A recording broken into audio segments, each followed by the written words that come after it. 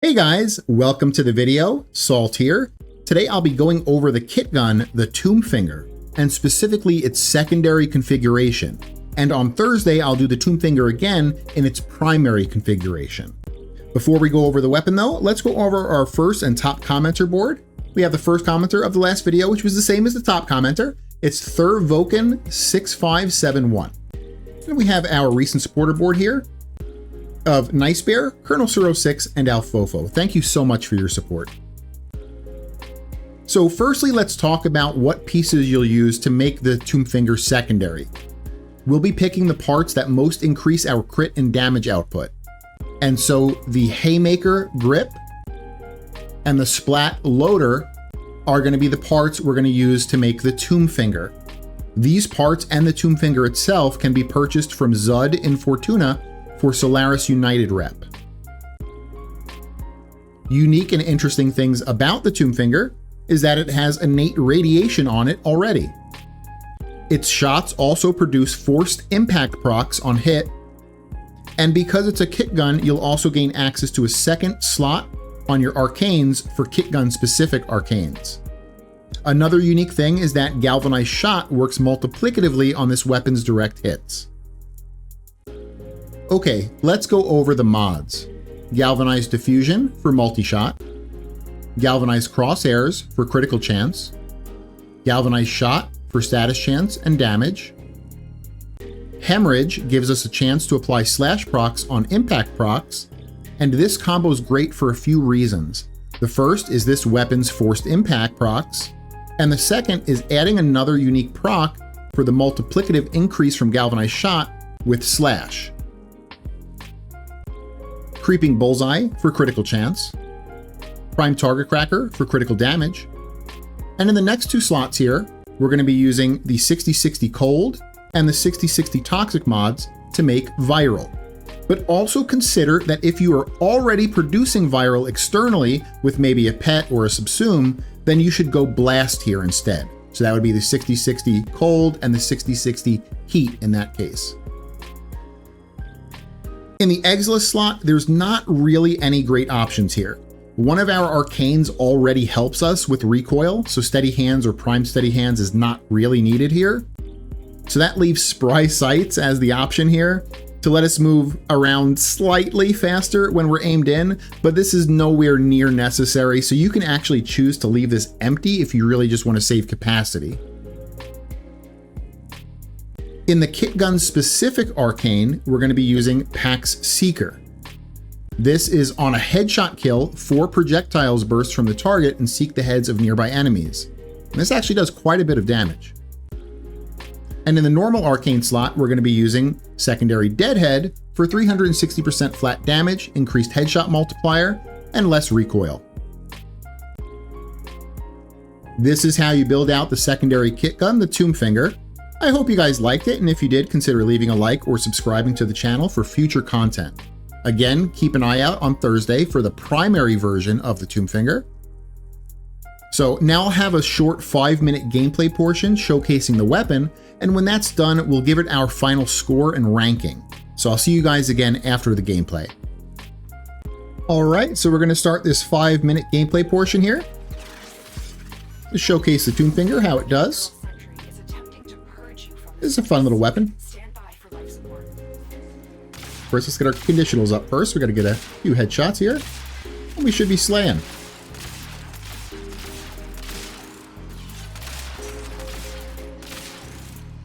The one thing I find a little bit counterintuitive with this weapon is that you get innate radiation on it, which, I mean, it's cool, especially since the weapon is multiplicative, but a lot of times that makes enemies like face weird directions, and you really want to get headshots.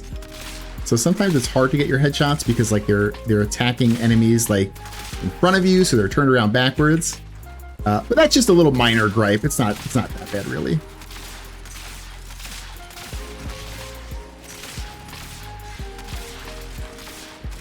So the radial range on this is not that big. It's only like 1.9 meters, I believe. So a lot of the big damage you see that'll happen, around the enemy is actually that Pax Seeker kind of going around and seeking enemies out.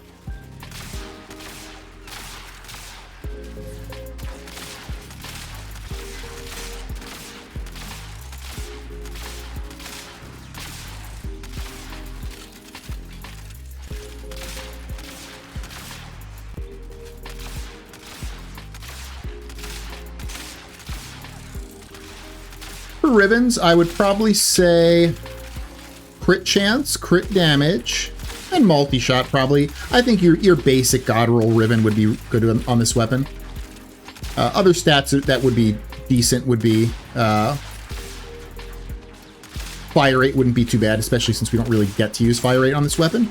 We don't have room for that lethal torrent mod that a lot of secondaries use. So fire rate wouldn't be too bad on a Riven. I'd probably still take, you know, your average crit chance, crit damage, multi-shot Riven though over one with fire rate.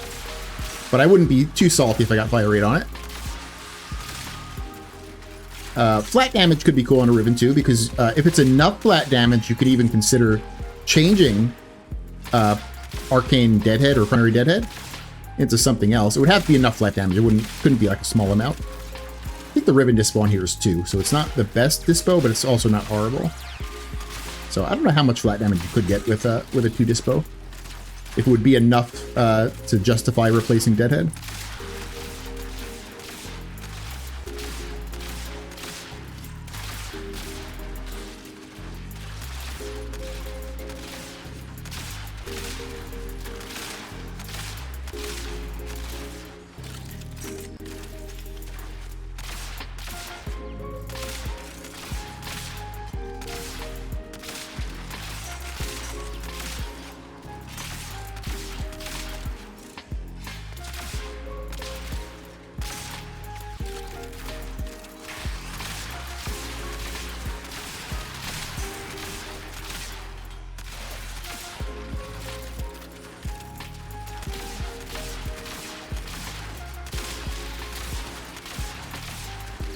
We're at 3 minutes and 15. Got about 2 minutes left. I think you guys get the general gist of this weapon, though.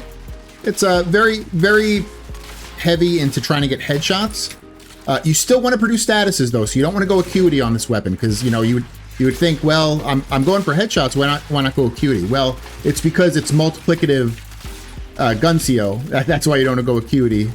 You want to be able to produce, you know, many statuses per hit. That way, your follow-up hits can do even more damage. It's not that important right now when enemies are like lower in Steel Path, like these are only 180s, where they're going to die in one hit, but as you scale up and up in Steel Path, where enemies can take 2 hits, then it does become more important. So multi-shot will beat an acuity build on this weapon because of that. Even though you're hunting for headshots, you know, again, I would kind of see where people were thinking if they would want to go acuity on here, but you really don't, because you want the statuses.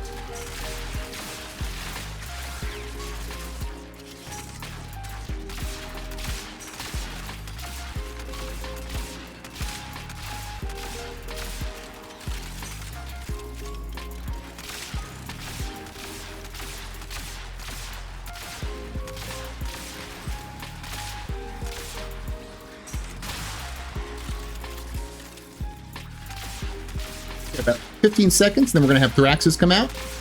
We'll see how this does against Thraxes. It'll do quite good. It won't be a 1 or a 2-shotter, but it'll, I guess it could technically be a 2-shotter if you're willing to sit there and let the slash proc kill him, but if you're not, it's going to be more than a 2-shotter on Thraxes.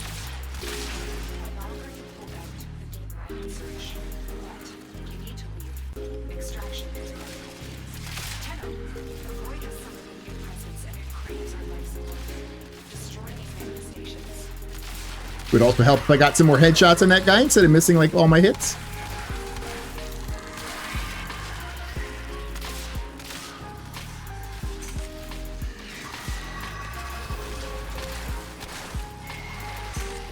And that's it. So what do we get? 406? Without, I mean, that's probably one of my better 5-minute runs. That put it on track for 800, but I've done the 10-minute runs already, so I know what it's going to get. And yeah, the thing with like 10-minute runs is that you get most of your kills in the first 5 minutes, and then it slows down in the next 5 minutes. So yeah. All right, welcome back. So let's go over the 10-minute kill counts on Steel Path Lewis Circulus for the secondary Tombfinger. In its 3 10-minute runs, it got 682 kills, 680 kills, and 650 kills, putting it solidly in the B tier and really quite close to A even. For its single target damage, it definitely chunks enemies down, but it's not a 1 or a 2-shotter on heavy enemies like Acolytes or even Thraxes. You definitely need to get more than a few well-placed shots on target. So I think it will rank again in the B tier for single target damage. And then for ease of use, the build really focuses on well-placed headshots on a weapon with slow fire rate, meaning you're really punished for missing your headshots. But it does have a small radial range, and Pack Seeker does help to further reward you a bit on those headshot kills. So I think it's really in between a C and a B for its ease of use. But I'm gonna settle with a C though for it, but a high C. Well, that's my take on it. Tell me what you guys think. Again, I wanna thank you all for watching, and I hope you guys have an amazing day. All right, bye.